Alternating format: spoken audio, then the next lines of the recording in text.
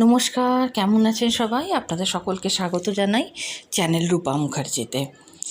জয় কৃষ্ণকালী মায়ের জয়। মায়ের কাছে প্রার্থনা করি যে যেখানে আছেন সুস্থ থাকুন, সুরক্ষিত থাকুন। মঙ্গলা দেবী নিজের মনের কথা মাঝে মাঝে উজাড় করে ভক্তদের সাথে বলে থাকেন। যেমন এই প্রসঙ্গে একবার বললেন যে যখন ইচলাবাদে তার বাড়িতে মা ছিলেন, সেখানে যখন পুজো আচ্ছা হতো তখন অনেক সময় রাত থেকে এসে কিছু ভক্ত থাকতেন। একবার সেরকমই এক ঘটনার কথা তিনি তুলে ধরেছেন এবং যখন তিনি সেই রাতে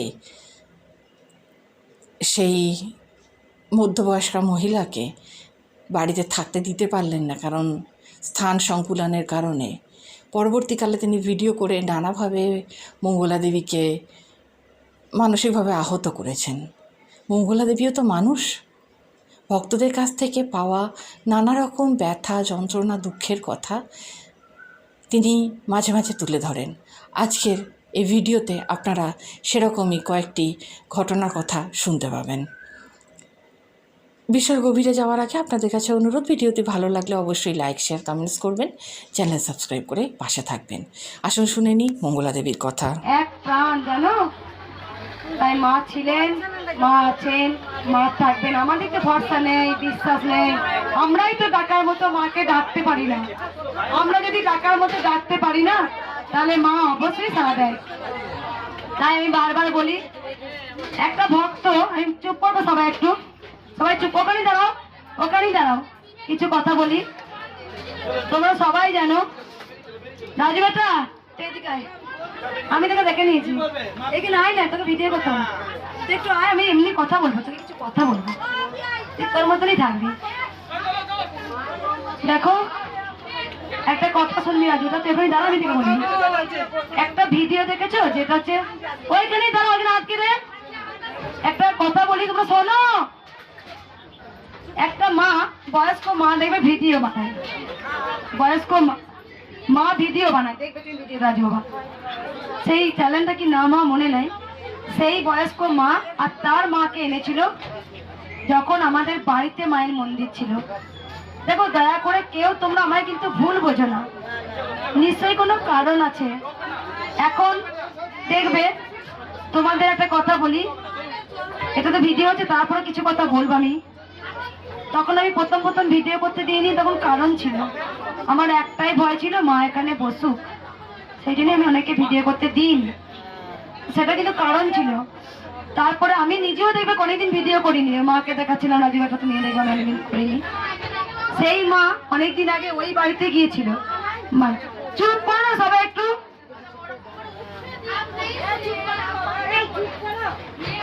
সেখানে মা আর মেয়ে পুজো দিতে গিয়েছিল। তা জানো তো, সেই মা আর মেয়ে, ওদের কোথাও থাকার জায়গা ছিল না। দিয়ে মায়ের এমনি যত ভক্ত আসতো না আগের দিন, আমাদের বাড়িতে উঠোনটা আর তোমার একটা ঘর ছিল, সেই ঘরে শুতো। আর ছোট ছোট বাচ্চা এলে, অনেক মায়েরা জানে, তারা সাক্ষী আছে, সেই বাচ্চারা বাইরে থাকবে, আমি আমার গোপালের ওকে একদারে নিয়ে শুয়েছি। আমি শুয়েছি কেন ঘুমাতাম, ছোট্ট বাচ্চা মশা খাবে না কি খাবে, আমি শুয়েছি। দেখো, আমার বাড়িটা তো খুব বড় নয়, ছোট্ট পাড়া, তো যতটা পেরেছি ভক্তদের জন্য বাইরে টয়লেটের ব্যবস্থা করেছিলাম, পাম্প বসিয়েছিলাম, দেখবে ভক্তদের জলের কষ্ট না হয়। ওপরে মাথাটা ছাপ্পড় দিয়েছিলাম, যাতে ভক্তরা কেউ, যত বাচ্চা আসে, কেউ পড়ে না যায়। তারপর তখন খুব কষ্ট করে, চারিধারটা ঘেরা ছিল না, ঘিরে দিলাম। অনেক ভক্ত হচ্ছে দেখে অনেক বয়স্ক মায়েরা উপর দিয়ে উঠতো, সেখানেও বাঁশ দিয়ে একটা ঘের করে দিয়েছিলাম, এখন লোহা রেলিং দিলাম। তা সেই মা আর সেই বয়স্ক মাকে নিয়ে, সেই মা ভিডিও করে আমার নামে বলেও, এরকম করে বলে, এ মঙ্গলা, আমাকে চিনতে পারছিস? তুই আমাকে তোর বাড়িতে থাকতে দিইনিস, তোর বাড়িতে তুই আমাকে থাকতে দিইনিস, তুই আমাকে কুকুরের মতো তাড়িয়ে দিয়েছিস। সে বলুক, তার মানসিকতা চেয়েছে, সে আমাকে বলছে। কিন্তু তুমি যদি সত্যি অন্তর দিয়ে বুঝতে যে কেন মঙ্গলা মা সেদিন বলেছিল চলে যাও। দেখো, দিনকাল ভালো নয়, আর মায়ের কাছে কেউ শুতে পারে না। মা, অনেক জন ভাবে কি মায়ের তো বড় ছাদ আছে, এখানে শুয়ে পড়ি না। দেখবে মায়ের স্থানে অনেকে শুতে পারে না। মা যাওয়া আসা করে, মা অনেক নৃত্য করে, মা অনেক লীলা করেন, মা ছাদে, আমরাও উপরে আওয়াজ পাই জানো। যেখানে মা নপুরের আওয়াজ দিত, আমার মেয়ে পেয়েছে, আমি পেয়েছি, সুন্দর ধূপের গন্ধ। মায়ের কি অসুবিধা হয়, মাকেও তো মেলা ছাড়া থাকতে দিতে হবে। সেই মা দেখেছি অনেক আমার খারাপ কথা বলে, খারাপ ভিডিও করে, সেই মায়ের নাকি চোখ ভালো হয়নি। দেখো মা, ভক্তি তো তোমাদের ওপরে, দোষ তো মায়ের নয়, দোষ তো কারণ নয়। মা সারদা বলেছে, যখন অপরের দোষ ছেড়ে নিজের দোষ আগে ধরবে, তখনই তুমি আগে পরম সন্তান মায়ের। হয়তো আমি ডাকার মতো ডাকতে পারিনি, তাই মা আমার কৃপা করেনি। এত মানুষের এত কৃপা করছে, আমার বা কেন করলো না? নিশ্চয়ই আমার ফল্ট আছে, আমার নিশ্চয়ই দোষ আছে। তাই গোবিন্দকে দোষারোপ করো না, নিজের ওপরে করো। তোমার ভক্তির ওপরে সবকিছু হয়। মা সোনা দানা টাকা পয়সা বড় থালা করে এক ভর্তি ফল নিয়ে এলে সেইগুলো মা দেখে না। মা দেখে আমার সন্তান আমায় কতটুকু ভালোবাসলো, এটাই হচ্ছে পাওয়া। দোষ কারোর নয়, দোষ তোমার নিজের। বলো যেন দোষ কিন্তু আমরাই করি, দেখবে ছোটখাটো দোষ। যাই হোক, সেই মাকে ভিডিওর মাধ্যমে আমি বলবো, যদি তুমি আমার থেকে বয়সে অনেক বড় হও, আমি তবু একটা মেয়ে, মেয়ে মানে মা। সেদিন তোমাকে হয়তো আশ্রয় দিইনি, তুমি হয়তো আমাকে বুঝলে না। দিনকাল তো ভালো ছিল না, অনেকবার চোরও বাড়িতে এসেছিল, যেহেতু তখন মায়ের অনেক সোনার রূপো, মাকে রূপো পড়াচ্ছিলাম, সোনা পড়াচ্ছিলাম, গিয়েছিল চোর, গিয়েছিল ধরাও, দুদিন পরে অন্য জায়গায় ধরা পড়েছিল। তাই মা দেখো, তোমাকে যদি আমি না ঠাই দিই, তুমি আমার ক্ষমা করে দিও মা। ক্ষমাই তো হচ্ছে সর্বশ্রেষ্ঠ। যে ক্ষমা করতে পারে সে ভগবানের কাছে ক্ষমা পায়, জানো মা? যে যতটুকুই অন্যায় করো, তুমি যদি ক্ষমা করতে পারো, তার মতো পুণ্যবান পৃথিবীতে কেউ নেই। ক্ষমা করতে শেখো, ক্ষমা করো। কাউকে হুটহাট করে অভিশাপ দেওয়াও ভালো নয়, নিজের অভিশাপ পুরানো উচিত নয়। আমি অভিশাপ পুরাবো না, আমি অভিশাপ দেবো না। মা তুমি সবাইকে ভালো রেখো মা, এটাই মায়ের কাছে রোজ চাইতে হয়। মা যে যেমন খারাপ করবে তার কর্মের ফল তাকে ভোগ করতে হবে, তাই জন্য বিচার করার দায়িত্ব কিন্তু আমরা কেউ নয়, একমাত্র উপরওয়ালা বসা আছে, সে ঠিক করবে। আমি ইউটিউবারদেরও কিছু কথা বলবো। মাথায় পিছন দিকে চুল বাঁধতে দেখবে, সেই বাবা আমার খুব ভালো ভালো ভিডিও করতো। তারপরে আর একটা বাবা আছেন, প্রথম এসেছিলেন রাজু বাবাকে, তো সবাই চেনেন, ও বুঝেছে। দেখো রাজু বাবা যখন প্রথম এখানে মা আসে না, সব থেকে বড় খুশি হয়েছিল। আর একটা আমি ইউটিউবারদের কিছু কিছু, যদি রাজু বাবা কন্ট্যাক্ট থাকে তুমি একটু ফোন করে দিও। প্রথম প্রথম কেন ভিডিও দিইনি, তখন মাকে নিয়ে আমি জড়সড়ায় ছিলাম। আবার মায়ের মন্দিরটা বন্ধ করে দেবে না তো, আবার কেউ এসে মাকে সরিয়ে দেবে না তো, আবার ভক্তরা আসতে পারবে তো? যে ভক্তরা আশা নিয়ে বসেছিল কবে মায়ের মন্দির খুলবে, যখন আমি ঘরে বসে লাইভ করতাম একটাই কমেন্ট, কবে মায়ের মন্দির হবে, কবে আমরা যেতে পারবো মঙ্গলা মা? তুমি কেঁদো না মা, আমরা আছি তোমার সাথে। তো সত্যি সেদিন ছিল 10,500 ভক্ত। যেদিন এখানেও মন্দিরটা বন্ধ করার প্ল্যানিং হয়েছিল, 10,500 ভক্ত রাস্তায় শুয়ে পড়েছিল, রাস্তা অবরোধ করে দিয়েছিল, আমরা মায়ের মন্দির চাই। যেদিন মিথ্যা করে বলেছিল মঙ্গলা মাকে ধরে নিয়ে গেছে, আমার ভক্তরা বলছে কোথায় ধরে নিয়ে আমি ঘেরাও করবো, সেখানে গেও আমরা ঘেরাও করবো, আমরা মঙ্গলা মাকে চাই। তো দেখো একটা জিনিস দেখবে, সেদিনও ভক্তরা কিন্তু সারাদিন বসেছিল, সবাইকে চাই জানো, বলে মঙ্গলা মাকে একবার দেখবো। আমি তো ঘোষণা করে দিয়েছিলাম যে তোমরা আসবে, মায়ের পুজো দেবে, ফুল যা আনবে মায়ের চরণে দিয়ে তোমরা চলে যাবে। সেদিনও রেখে বলেছিলাম, যেদিন পায়েসের হাঁড়ি উল্টে গিয়েছিল, সেদিনে বলেছিলাম আর আমি ভক্ত দেখবো না, যা তোরা চলে যা, তোরা মাকে দর্শন করবি, পুজো দিবি, দক্ষিণা দিস দিবি আর চলে যাবি। তবু তো কই ভক্তরা ছাড়েনি। আমি যে 2 দিন ত্রিশূল ছোঁয়াইনি, তাও তো বলেছ। সেদিনও কি ভক্ত কম হয়েছিল? সেদিনও 1 লাখের ভক্ত হয়েছিল। আমি জানি ভক্তরা যতক্ষণ আমার আশ আছে আমাকে দেখার জন্য ছটফট করে, যে একবার মঙ্গলা মাকে দেখবো, মায়ের কথা শুনবো। যেন অনেক সময় রেগে গিয়ে ঠেলে দিই, মা ঠেলো, মা ঠেলো, মা ঠেলো, মানে মারবো কিন্তু, মা মারো, মা মারো। এটাই হচ্ছে ভক্তের ভালোবাসা। এটা কিন্তু আমি নিজে থেকে করিনি, এটা মা চেয়েছিল, তাই সকল ভক্তের আজকে আমি বুকে কাটা হয়ে গেছি। তাই যেসব ইউটিউবাররা আসছেন, অনেক ইউটিউবাররা মায়ের ভালো ভালো ভিডিও করতেন, তখন আমি ভিডিও করতে দিইনি। যদি তোমরা আমাকে মা ভেবে থাকো, যদি তোমরা ওই মুখ দিয়ে একবারও বলে থাকো মা, মঙ্গলা মা, তাহলে নিশ্চয়ই মাটাকে তোমরা ক্ষমা করো, তোমরা আবার এসো মায়ের ভিডিও করো। আমি করতে না করিনি। আমি সবাইকে একবার আগে বলেছিলাম আমি স্ট্রাইক দেবো, আমি স্ট্রাইক দিতে পারি না গো, আমি মোবাইলে এত কিছু জানি না, বিশ্বাস করো। সব ভিডিওই দিতে হয়, দিই, ওই লেড়াছাড়া করে ভিডিও ছাড়তাম। তবু বলবো ইউটিউবারদের, যারা যারা মায়ের ভিডিও বানান তারা এসে ভিডিও করবেন। তারা অনেক মায়ের ভিডিও করতেন, আমার খুব কষ্ট হয় এখন, কারণ তখন আমি কেন বলেছিলাম ভালো করে বোঝো, কেন কেন, তার নিশ্চয়ই কারণ আছে। মঙ্গলা মা এতটা নিষ্ঠুর নয় গো, মঙ্গলা মা এতটা নিষ্ঠুর নয়, কারো ক্ষতি চাওয়াই নাই, নিজে না খেয়ে না দিয়ে নিজে খেলাম কি খেলাম না কোনোদিন ভাবি না, নিজের আমি বিশ্রাম পেলাম কি পেলাম না কোনোদিন ভাবি না। সারাক্ষণ দাঁড়িয়ে দাঁড়িয়ে সকাল থেকে রাত 8টা পর্যন্ত ভক্ত দেখি, এত মালা পরানো, মালা খোলা। তোমরা তো একটা কথা বলো, একদিন আসো, আর আমি রেগুলার 365 দিন সোমবারে ছুটি রেখেছি, তাও তোমরা চলে আসো। সোমবারে মঙ্গলা মাকে ফাঁকা পাবো, কিছু কথা বলতে পারবো, বুঝতে পারছো?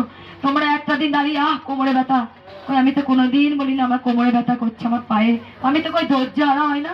সবাইকে তো হাসি মুখে সবার দুঃখে কষ্টের কথা আমি শুনি, ওরে মাকে বল আমার কি কোনো কষ্ট হয় না? কোনো কষ্ট হয় না? আমি কোনোদিন বুকে প্রকাশ করে বলি ওরে আমার আজকে পাটা খুব লাগছে রে, পাচ্ছি না, ওরে আজকে আমার খুব জ্বর রে, পাচ্ছি না? আমি জানি মা আমাকে এই দায়িত্ব দিয়েছে, আমাকে সে দায়িত্ব পালন করতেই হবে। তাই নিজের কষ্ট কোনোদিন মুখ ফুটে বলি না, সবাইকে হাসি মনে দেখি। তোমরা সবাই দেখেছো আগের চেহারা আমার কি ছিল, আমার অনেক চেহারা ভেঙে গেছে। আমি কোনোদিন টাইমে দুটো সেবা করি না, কোনোদিন টাইমে দুটো খাই না। চাই সবাই ভালো থাকো, সবাই সুস্থ থাকো। আমার একটাই প্রতিজ্ঞা, যারা গোবিন্দকে ভুলে গিয়েছিলেন, যারা ভুলে গিয়েছিলেন মা বলে কেউ ছিল, আবার আমি জাগিয়ে তুলেছি। ওরে মা বলে কেউ আছে। বাবা খাপা প্রমাণ দিয়েছিলেন, পরমহংসদেব প্রমাণ দিয়েছিলেন, কমলাকান্ত প্রমাণ দিয়েছিলেন, রামপ্রসাদ প্রমাণ দিয়েছিলেন। তাই আমিও বলতে চাইছি, আমি আবার জাগিয়ে তুলেছি। তোমরা কি জাগবে? মা আজকে উপকার করছে বলেই তো বলছো জয় কৃষ্ণকালী মায়ের জয়। তাই আমি গোবিন্দকে ভুলতে দিইনি। যতদিন আছি ততদিন গোবিন্দ আছে, যতদিন সূর্য দেবতা আছে ততদিন গোবিন্দ আছে, যতদিন আমরা আছি ততদিন গোবিন্দ আছে। আজও বৃন্দাবনে লীলা হয়। ভগবান মা মায়ের জায়গায় ঠিক আছে, আমরাই তো এলোমেলো হয়ে গেছি, সন্তানরাই তো এলোমেলো হয়েছি। আমরাই থেকেও ডাকার মতো আমরা ডাকতে পারি না মাকে, কেউ না। আমরা শুধু নিজের স্বার্থের জন্য যখন ডাকি, যখন মা পূরণ করে দেয় না, তখন পিছন থেকে বলি তুমি নেই গোবিন্দ, তুমি নেই। তাই মায়ের যারা পরম সন্তান তারা বলে মা গো আমি কিচ্ছু চাই না, আমি তোমায় চাই মা। এই যে পরম শান্তি, পরম তৃপ্তি আজ আছে কাল নেই। তাই যেন মায়ের কাছেই বলি মা এদের সঙ্গে আমাকে যেন গুলিয়ে দিও না মা। তুমি আমার কাছে কেনই পাইলে ছোট্ট বাচ্চা রূপে? বুঝেছো, ওই মঙ্গলার কাছে গেলে মঙ্গলা আমাকে ঠিক যত্ন করে রাখবে। তাই মাকে কোনোদিন আমি কামড়ে কুমড়ে কিচ্ছু চাই না। মাকে শুধু বলি মা তুমি ভালো থাকলে এই জগৎ সংসার ভালো থাকবে মা। তুমি টাইমে খাওয়া দাওয়া করবে, তুমি বিশ্রাম নিও। যখন আমি ভাত খাই, আচ্ছা মা আমরা কেন গপ গপ করে খেয়ে নি, তুমি কবে খাবে মা? তুমি কবে খাবে জানো? আমি যখনই অন্ন সেবা করি তখন আমার মনটা মায়ের জন্য কাঁদে। এটাই তো মায়ের সন্তান, আমরা শুধু নিজের জন্য কাঁদি, কেউ আমরা গোবিন্দের জন্য কাঁদতে পারি না। যেদিন তোমরা সবকিছু ত্যাগ করে দেখবে মায়ের জন্য কাঁদবে, তার মতো অমৃত সাত পৃথিবীতে আর কিচ্ছু নেই, কিচ্ছু নেই। একবার সবাই বলুন জয় কৃষ্ণ কালী মায়ের জয়। যত ইউটিউবার আমার ভিডিও করতেন তাদেরকে আমি আবার অনুরোধ করব, মা হয়ে আমি মা হয়ে সন্তানদের কাছে বলছি তোমরা আবার এসো বেটা, আমি তোমাদের কাউকে বকবো না বেটা, তোমরা আবার এসো, মাকে ক্ষমা করে দিও। তখন আমি কেন বলেছিলাম, কারণ ছিল আমি নিজেই যে ভয় পাচ্ছিলাম, আবার যদি কেউ ভেঙে ঘুরিয়ে দেয়, আবার যদি মাকে নিয়ে চলে যায় আমার কাছ থেকে, এবার যদি নিতে আমি সত্যি হাত ফেলে করে ফেলতাম। মাকে ছাড়া আমি যে বাঁচবো না। যখন 22 দিন মন্দির বন্ধ করে দিয়েছিল আমি কিচ্ছু খাইনি, ওরা জানে সবাই, আমি মায়ের তলায় পড়ে থাকতাম। মা মাকে আমি নিজের হাতে শাড়ি পরিয়েছি, মাকে আমি খাইয়ে দিতাম, মাকে আমি আলতা পরিয়ে দিতাম, মাকে এত এত মালা পরিয়েছি। সেই দিনগুলো আমার কোথায় হারিয়ে গিয়েছিল। আমি কিভাবে যে যুদ্ধ করে মাকে এনেছি একমাত্র মা জানে, আমার স্বামী জানে, ছোট্ট বাচ্চাটা জানে আমি কোথায় না খুঁজেছি মাকে বসাবো বলে। আমি সেদিন খেলাম কি খেলাম না কোনো না, আমরা খুব যুদ্ধ করে এখানে নিয়ে এসেছি। তাই দেখো গোটা পৃথিবীতে আমাদের স্থান হয়, আমাদের বড় বড় ফ্ল্যাট আছে, বাড়ি আছে, গাড়ি আছে, শুধু একমাত্র কৃষ্ণকালী মায়ের একটা ছোট্ট মন্দিরের জন্য এত লড়াই। মায়ের স্থান হচ্ছে না যার, গোটা পৃথিবীটা যার, আর সেখানে মায়ের স্থান নেই, মায়ের স্থান নেই, মায়ের স্থান নেই। এটাই তো মায়ের পরীক্ষা। মা শুধু দেখে আর কত নিচে নামবি, নাম নাম, আর কত নিচে নামবি, নাম তোরা নাম নাম। সবাই কেউ আমাকে না চিনলো, মা চিনেছে, মা আমাকে চিনেছে রে, মা চিনেছে। যে আমি কতটা ভালোবাসি মাকে। জয় কৃষ্ণ কালী মায়ের জয়, জয় জয় তারা।